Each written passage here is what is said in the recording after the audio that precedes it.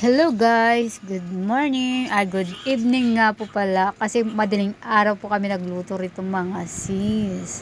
Ito ang aking handa ng August 2, yan po yung aking sa kasamaang palad mga guys. Yung aking nagluto kami ay naubusan kami ng gasol kaya todo effort kami. Ito ang aming pinaglutuan. ah Pasensya na kayo sa aking voice over, gawa ng ako'y sinisipon at parang napapaiyak ang aking mga luha sa aking sipon ngayon. So pumunta nga pala kami sa Punta Verde. So ayan nga pala, nag-enjoy na yung mga family ko. Oh my gosh. So yan mga sis, nag-enjoy kami rito sa Punta Verde. Dito kami nag-swimming kahit po ay bumabagyo dito. Dito po talaga kami pumunta ng aking family. At napakaganda po rito mga sis. At alam nyo sis, yung pagpunta namin dito, ano,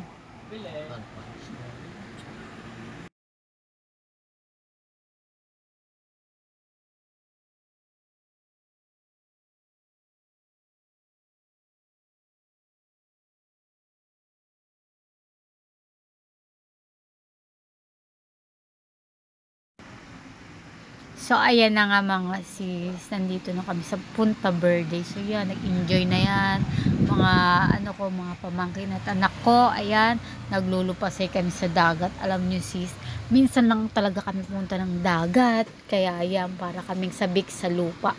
Ay, lupa ba to? Sa buhangin, na sobrang kinis ang buhangin dito sa Punta Verde mga sis.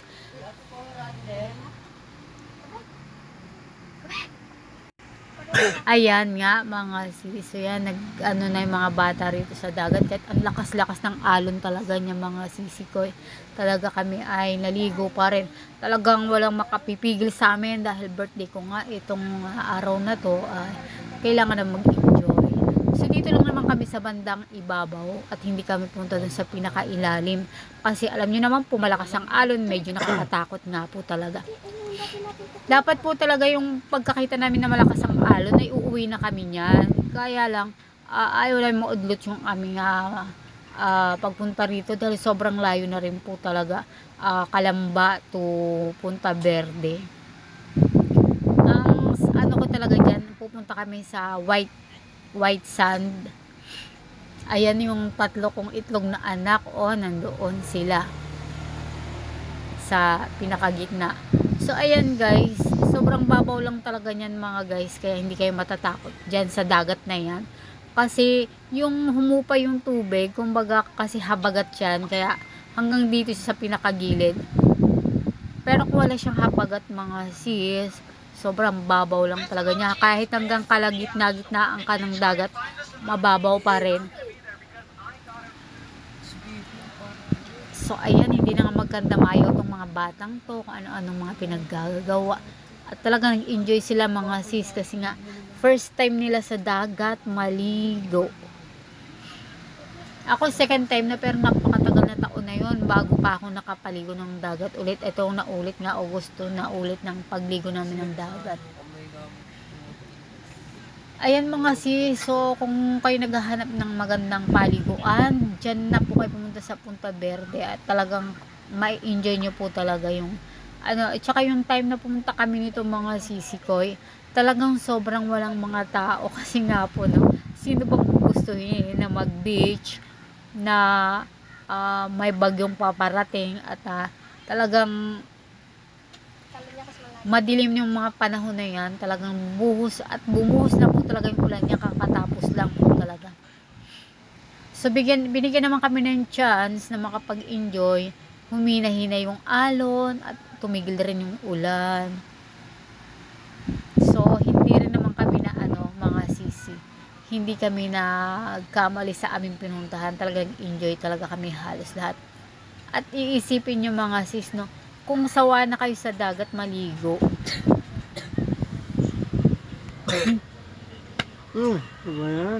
kung sawa na kayo maligo sa dagat mga sis, may pool naman sila rin dito. So halos magkatabi lang, pag sawa kayo sa dagat at ayaw nyo na maligo sa dagat, Kaya kung ayaw maligo sa dagat, dito kayo sa swimming pool mga sis. Ayan nga yung mga bata, ayan na naman, hindi maganda umayaw na naman sa kakapaligo. Pag ganina, nasa dagat sila, so ayaw na nila doon, nagsawa na sila.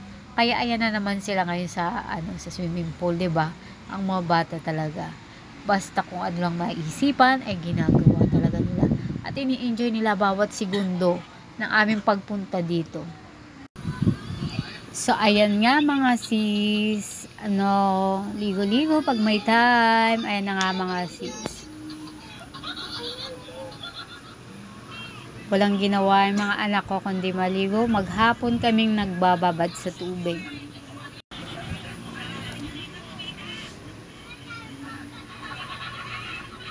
So ayan, tinanggal ko nga pala sis yung tugtog dito at ako'y nag-voice over. Gawa nga po ay may mga sounds po kasi kami dyan. Baka tayo ay may copyright na naman. Kaya ayan, minabuti natin na lang tayo, magdaving-daving lang tayo pag may time mga sis. So ito nga sis, hindi ko nga sana ito i-upload pero gusto ko talaga every time na kami ay gagala, every time na kami ay may family outing, gathering, naksa, gathering. So yung gusto ko meron akong souvenir at gustong gusto ko rin mga sis na may pinanunood ako at binabalik-balikan na mga videos ko with my family. So yan, nag-selfie sila dito at ako nga palang kumuha nito. Gusto ko lahat ng anggulo ng dagat na ito ay meron kaming kuha. Ganyan talaga ako sa kaano sa mga views sa mga pinupuntahan namin. Ganyan talaga ako, mahilig ako mag video, camera. Kaya siguro ako naging vlogger. Kaya ganun mga sis.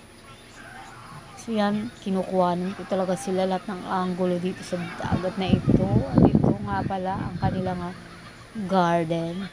Pagpasok ng entrance, ito po ang lalakaran ninyo papunta sa pool at sa doon banda sa dulo doon po ang karagatan. So yan, ang gaganda rin dito, marami rin po kayo selfie-selfiehan dito kasi almost napakaganda talaga ng views nila. May mga hayop pa sila diyan, hindi ko nga masyadong na videohan yung mga hayop-hayop diyan na mga malalaki. Hindi hindi buhay na hayop mga sisa, yung mga rebulto. Ayan po ang Punta Verde. So ayan, so inuna ko lang yung aking video, hindi yan magkakasunod. Ito ay papunta pa lang kami niyan. So nakaligo na kami kanina. So kayo na mag-intindi ng aking video ngayon. So ayan na nga. So hanggang dito na lang ang aking vlog for today. Thank you sa pagsama sa aking vlog at sa mga susunod pa nating mga vlog. At umuwi na rin kami rito mga sis. Bye-bye! And see you on the next video natin mga guys.